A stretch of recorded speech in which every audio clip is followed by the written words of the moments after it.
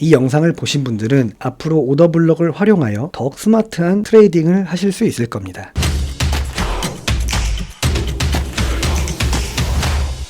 안녕하세요, 코인사이트입니다. 우리는 보통 차트에서 중요한 지점에 주문을 겁니다. 지지 구간에서 매수하고 저항 구간에서 매도합니다. 하지만 만약 이 수요와 공급 구역이 충분한 자리가 아니라면 어떨까요? 이런 자리에서 진입하면 결국 손실로 이어질 가능성이 높습니다. 따라서 시장에서 중요한 가격 레벨을 식별하는 것이 필수적입니다. 이번 영상에서는 가장 강력한 수요와 공급 구역 중 하나인 오더블럭에 대해 다룰 것입니다. 또한 차트에서 오더블럭을 찾는 방법과 올바른 오더블럭을 식별하는 규칙을 함께 알아보겠습니다. 오더블럭은 최적화된 수요와 공급 구역입니다. 쉽게 말해 중앙은행이나 대형 금융기관이 특정 자산을 대량으로 매수하거나 매도하면서 거대한 가격 변동이 발생하는 구역을 의미합니다. 즉, 시장에서 매수세와 매도세 간의 불균형이 발생할 때 형성되는 것이 오더블럭입니다.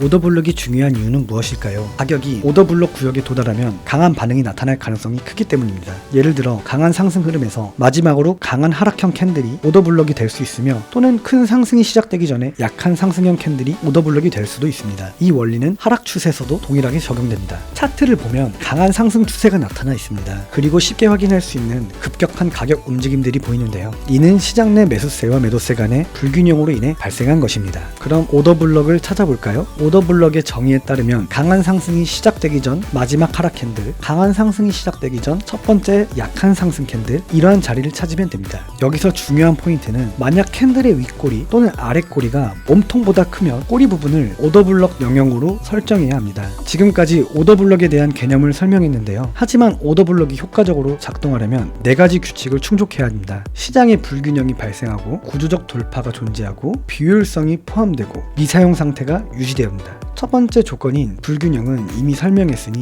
나머지 3가지 조건을 알아보겠습니다.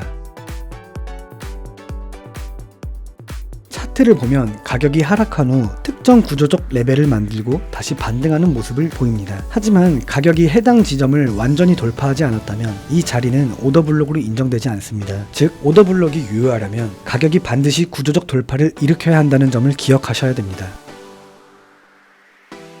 비효율성이란 무엇일까요? 차트를 보면 강한 상승이 발생한 후 가격이 조정을 거치지 않는 경우를 의미합니다. 만약 상승 후 가격이 되돌아와 대기 중이던 주문을 모두 소화했다면 이 구역은 더 이상 유효한 오더블럭이 아닙니다. 하지만 가격이 충분히 조정되지 않고 그대로 상승했다면 해당 구역은 비효율적인 상태이며 나중에 가격이 되돌아왔을 때 매수세가 강하게 유입될 가능성이 높습니다. 이것이 바로 비효율성 개념입니다. 오더블럭은 한 번만 사용할 수 있는 구역입니다. 즉, 가격이 한 번 반응한 오더블럭은 더 이상 신뢰할 수 없게 됩니다. 따라서 트레이딩을 하기 전에 반드시 오더블럭이 아직 사용되지 않은 상태인지 확인해야 합니다. 오늘은 오더블럭이 무엇인지, 그리고 이를 효과적으로 활용하기 위한 4가지 핵심 규칙에 대해서 알아봤습니다. 불균형이 발생했는지 확인하고, 구조적 돌파가 있었는지 체크하고, 비효율성이 존재했는지 분석하고, 미사용 상태인지 검토를 합니다. 이 영상을 보신 분들은 앞으로 오더블럭을 활용하여 더욱 스마트한 트레이딩을 하실 수 있을 겁니다. 오늘 영상이 유익했다면 좋아요, 구독, 알람 설정까지 부탁드립니다. 궁금한 점이 있다면 댓글로 남겨주시거나 영상 설명글에 있는 링크를 통해 카카오톡 소통방에 입장하셔서 질문을 주시면 됩니다.